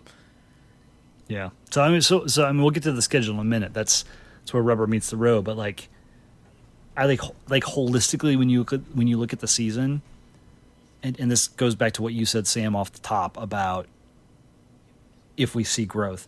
It is a virtual lock to me that this offense improves by some measure in 2024. And by how much is the big question. So we scored 22 points and gained a measly 300 yards per game last year. Getting to 24 points per game and 350 like we put up in 2018 and 2020, that seems extremely plausible. Could we aim higher, like 30 points a game like we did in the Coulter Mark years? Again, I'm not asking for the year 2000. I'm asking for 2012. Coulter's strengths as a QB were a lot like Mike Wright and Jack Lausch. We weren't fielding offensive lines with a ton of NFL starters back then either. The point is, like 30 points a game, that's probably a reach, but it's not that far-fetched. And so, like, the bottom line, we should all just be, like, pumped as hell to see what this offense can do this year. Very excited.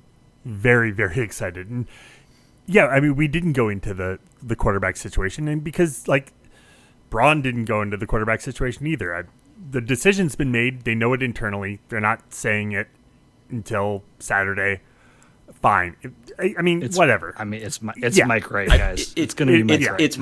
It's Mike Wright, but I will say, watching the videos that Scuzz is imploring you to go and watch for yourself, you're going to watch Mark Gronowski running plays and concepts in a very specific way where you're going to be like, oh man, both of our number 1 and number 2 quarterbacks are designed to run these concepts. Exactly. And that's why I haven't spent too much time on which one is it going to be, because their strength and the way they fit into the offense is identical. Now, yes, the difference between scoring 24 points a game and 32 points a game is 100% on how good are our quarterbacks at getting the ball to our playmakers in space efficiently with a high completion percentage, downfield with a high yards per attempt, in the red zone especially, where all those offensive line concerns really come to bear. It's not a question of whether or not we have a good offense. It's not a question of which QB starts or can he do it. The floor of this team is the floor is so solid, and it's so high relative to years of the past. It's the ceiling that's the question.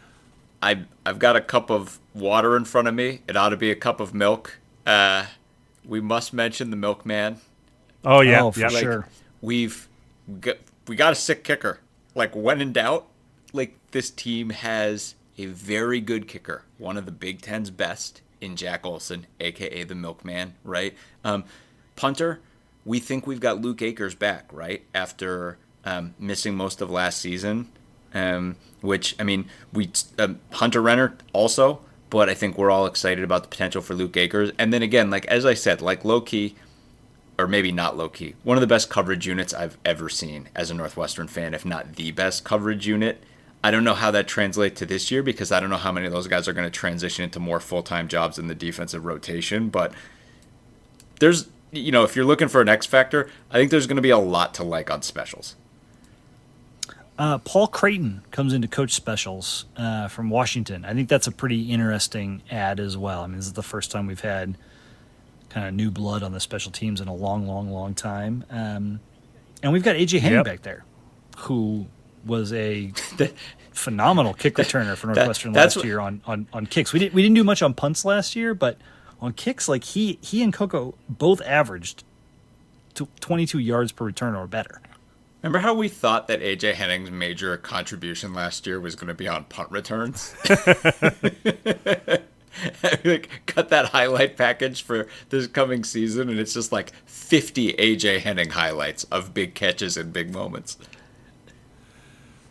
So with that said, let's go through the schedule. I mean, we previewed them all. Just right top to bottom one more time. Again, start on Saturday, Miami, Ohio. Then Friday night against Duke, September 7th. Then Eastern Illinois on the 14th. Then we travel to Washington. Come back with a bye, home for Indiana, at Maryland, home for Wisconsin, at Iowa, at Purdue, bye week, as we then pick up and shift down to Wrigley Field for November 16th matchup against Ohio State, travel to Michigan, and then wrap up the season at Wrigley against Illinois on November 30th. It's a fun schedule. That's one of the things to me. I'm like, we've talked about it for so long, and I'm just like, I'm so excited. Like every single week to week, I'm like, we got a chance to win this game. We got a chance to win this game. And heck, we even mapped you out a miracle scenario that would put us in the Michigan game. We don't feel like we got much going on against Ohio State. But every other game, we're like, why not us in this game? Like, why not us? Like, and not in this, like, Rudy kind of way. I mean, like, why not us? Like, look at our pieces, look at their pieces. Why can't we win this game? There are 10 games on our schedule that fall squarely into that category, okay? And we need 6, right, to have what we would view as a successful season. I was going to say, we know we're not going to win all 10. Right. But the idea of winning 6, and I'll be honest, I'm more in the 9 camp. Like at Iowa feels like a pretty tall order this year. I know we'll give them a game. I know we'll be in it. It still feels like a tall order to me, but it's not an unwinnable game. There's only, I said it before, there's only one impossible game on the schedule, and it's Ohio State. Everything else, there's a pathway there. If you haven't listened to our Michigan preview, I mean, Michigan is turning over a lot of their offense, like their entire O-line, their quarterback. Yes, they have a lot of talent on the roster, but it's not a guarantee that they're certainly not going to score at the rate they did last year.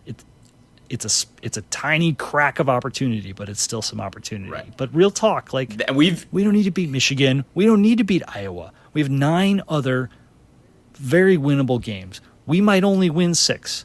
There are 6 I feel like really good about, 3 I feel medium about, and then the last 3 kind of in succession of like tough, really tough, impossible. Yeah, agreed. And I think, go ahead, Sam. No, I was going to say, at what point in this schedule do you see that kind of pivot point? Where it's like, okay, we know now we know what we've got. Now we know when we can change our expectations. I mean, unfortunately, I think it's this Saturday. Literally, like same thing. Yeah, it's this Saturday. If we're talking about Zach Lujan's offense, Saturday. Miami of Ohio is probably not bringing too much to the table from an offensive perspective. Their defense is friggin' great.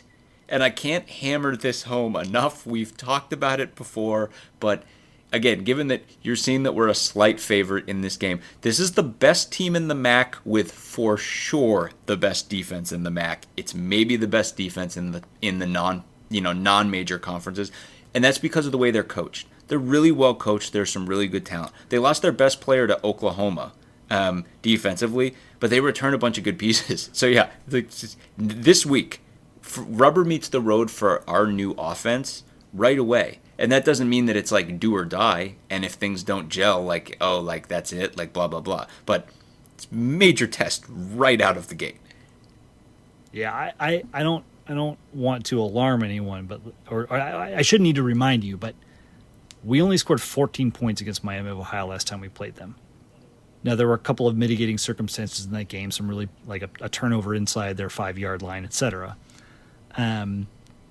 If we only score 14 against Miami in this game, like Houston, we have a problem. It doesn't mean the season is dead. It doesn't mean that we're going to lose 12 games, but that would portend that the team's got a lot more work to do to get back to good. And unfortunately, like of those 9 winnable games, the first 6 and the last one are the most winnable, in my opinion. And so if we are not up to snuff in week 1, it puts a hell of a lot of pressure on week 2 against Duke.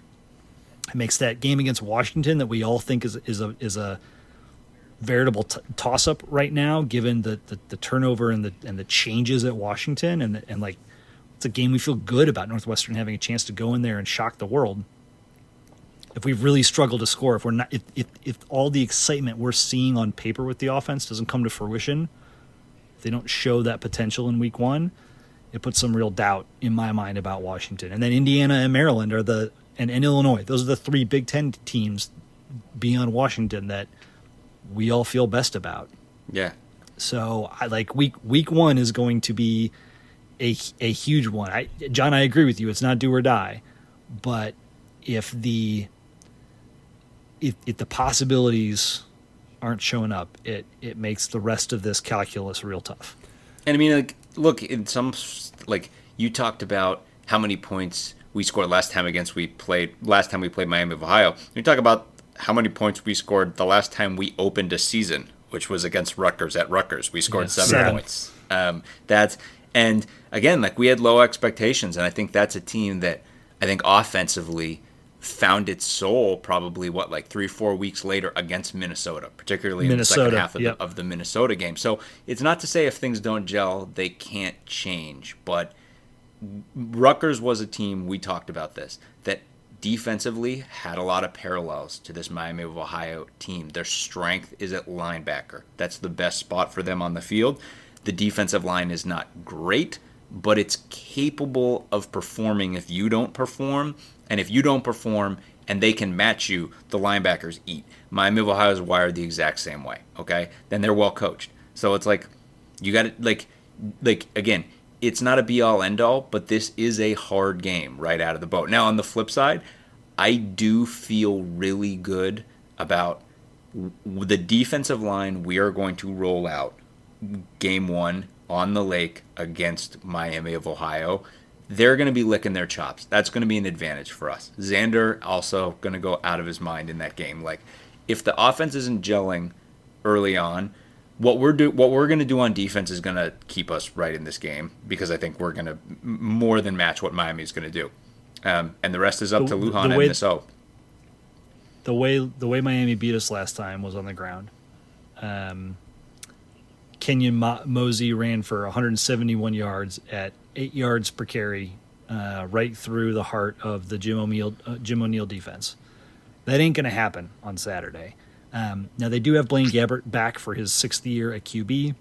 He's a really good quarterback, but they lost all their wide receivers. Gabbert was injured for the majority of last year. He is probably not going to be the same dual threat that he was, given how big of a leg injury he had.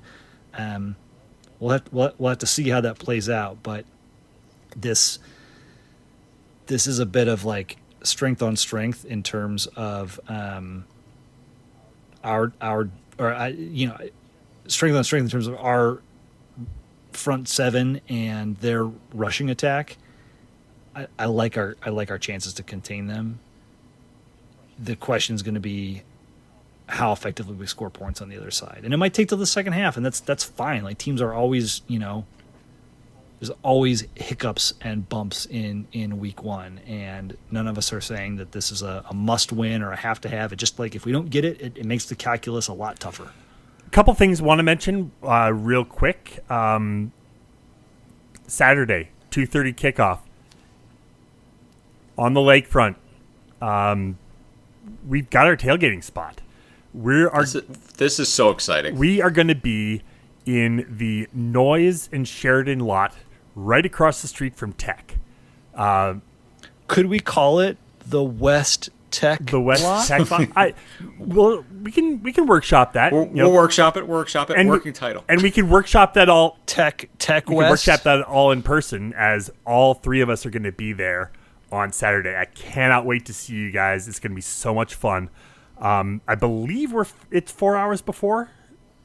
We're going to be there. We will be, and I'm telling you, like 4 hours before, at 3 minutes 59 seconds, we're going to be in there. And it is, like, we know also too, it is going to be an awesome overall group in that lot. I can't stress enough. Again, for all of you who are planning on going out and doing the tailgate on the lake and taking part in all of those awesome things that are being set up out there, awesome. I would say to do both. I would say to grab a little of that and also come by and see us. The Noise Sheridan lot tailgate that we're going to be a part of is going to be an awesome scene. It is like just so many good people are going to be in that lot, and we know about this because we know about a huge group that's going to be in that lot. It's not just us. That is going to be an absolute tailgate scene. Come and join us.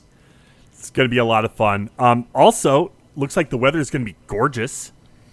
Yeah, 80, Knock wood. 80 Knock degrees wood. and sunny is what the forecast says right now. So, hopefully, we'll get this heat wave out of the Chicago area by the next day or two, and it should be a gorgeous, gorgeous afternoon for some football on the lake. Cannot wait to see both of you guys there. Cannot wait to see as many of you out there as possible.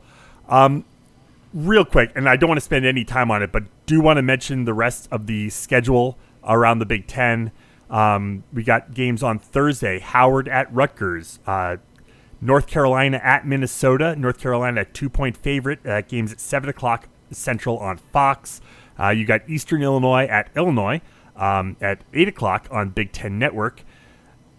Important future opponent viewing on that one. Illinois is a 28-point favorite for that one.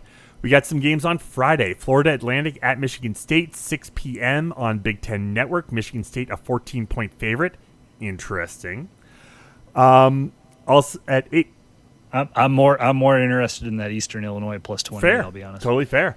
We got Western Michigan at Wisconsin, 8 o'clock on FS1 Friday night. Wisconsin a 24-point favorite. Right now, for our game on Saturday, Big Ten Network, if you can't make it to the lake, we're a 2.5-point favorite with the over-under set at 39.5. Yeah, so they're expecting a low-scoring game, which, given the strength of Miami of Ohio's defense and the way our defense is going to match up on their own, makes sense. And yet, let's see what Lujan can do. 11 a.m. Central on Fox, Penn State at West Virginia. Penn State a 9-point favorite on the road. Illinois State at Iowa, 11 a.m. on Big Ten Network. Iowa a 22.5-point favorite. The over-under for the Iowa game, 40.5. One higher than our game. We also mentioned random thing we learned about that game. Starting at wide receiver for Iowa in that game will be Jacob Gill, former Northwestern wide receiver. We were all pretty surprised to see that. Jacob Gill is going to be starting for Iowa. Hey, awesome for Jacob. Well done. We've got 11 a.m. on FS1. UConn at Maryland. Maryland a 20.5-point favorite. Indiana State is at Purdue at 11 a.m. on Big Ten Network. No line there. Akron at Ohio State, 2:30 on CBS. That is 1 million 49.5 pretty much. But, 49.5 point spread. The over-under 59.5. Akron's like, so you're saying there's a chance? 10 points, 63 baby. nil. pretty Sounds much. about right. 2:30 also on Big Ten Network. Florida International at Indiana. Indiana 21.5-point favorite. We got UTEP at Nebraska. 2:30 on Fox. Nebraska 27.5-point favorite. Idaho at Oregon. 6:30 on Big Ten Network. No line there. Fresno State at Michigan. 6:30 on NBC. 21.5-point favorite for Michigan on that one. 6:30 on CBS. UCLA at Hawaii. UCLA a 14-point favorite on the road. Can I just pause for a second? Listen to how long it's taking you to get through all of these games. Well, and then welcome to the new Big Ten. Well, I know there's one more, but pause. Up through Saturday, ours is pretty much the best Big Ten game. I mean, nobody knows that because nobody's done the research to understand that Miami of Ohio is actually a good team that's predicted to win the MAC. But beyond that, we got Big Ten after dark. Weber State at Washington, 10 p.m. Central on Big Ten Network. Washington a 27.5-point favorite, and then on Sunday. Yeah, this is the one I was thinking of. The USC LSU in Vegas. LSU a 4.5-point favorite at the Modelo Vegas Kickoff Classic at Allegiant Stadium. Go Tigers. That's go with an X. You want to know something that's really cool? So on ESPN they have like the tickets as low as, like they've got, you can, links to buy tickets. You got, Western Michigan, Wisconsin, tickets as low as $5. Eastern Illinois, tickets as low as $2. Howard, Rutgers, tickets as low as $5. Oh, Miami, so Northwestern, tickets as low as $61 is the low end of that. Hell yeah. Hell yeah. Woohoo! Scarcity. It is cheaper to get into the Iowa-Illinois State game at $41 than it is to get into our game. Now, it doesn't really compare to Penn State, West Virginia. Tickets as low as $219. We're not. Oh, that is the best. I retract my statement. That's a pretty. And then the Vegas game, tickets as low as $126. Yeah, but still, I mean, like the scarcity, and we've been talking about that for a while. I mean, it sucks for anyone who feels like they were priced out. I know. We, John and I talked about that with on the different pods we were on. We were talking about the stadium. That is an absolute bummer. I will say we've already heard from a couple people who have a couple extra tickets here or there. So if you're keen to come, throw a Hail Mary, give us a shout. We'll see if we can connect you with someone. But it's at the same time, like, not exactly a problem for Miami of Ohio, but like the upside here is ain't more than 2,500 Badger fans coming into the stadium in mid-October, and the experience we're all going to enjoy. Yeah, tailgating right in the middle of campus, then going out to the lake and watching football. We're going to do this for 2 years, and then we're going to have this new palace. It's pretty great. Come out. West Tech. There you go. And come out and join us. Will there be hiccups? Sure. I mean, we're all flying by the seat of our pants on this one, but it's going to be fun. Football is back, boys. I love it. Any last thoughts before we go? I know we've been going for a while tonight, so I'm sure everyone wants to get on with their evenings. But any last thoughts before we go? We gave you 2 hours. Enjoy it. Enjoy it. I think you all, just like us, have all been waiting and just like you're itching to get back into this. Man, we are so ready for this team. So we hope you're all just mainlining this 2-hour pod and getting fired up. And with that, we'll go ahead and leave it there for tonight. Head to our website, westlotpirates.com, where you can leave comments and questions. Find us on Facebook, Twitter, Instagram, and YouTube at Westlot Pirates. And you can always email the show, westlotpirates@gmail.com. Tune in next time as we give our visceral and statistical views on Northwestern athletics, and look for us in the West Tech lot, Noise and Sheridan, as we raise the red pirate flag high, because we give no quarter, especially the fourth. For John Lacombe and Eric Skazbo, I'm Sam Walter. Thanks so much for listening. We'll see you next time.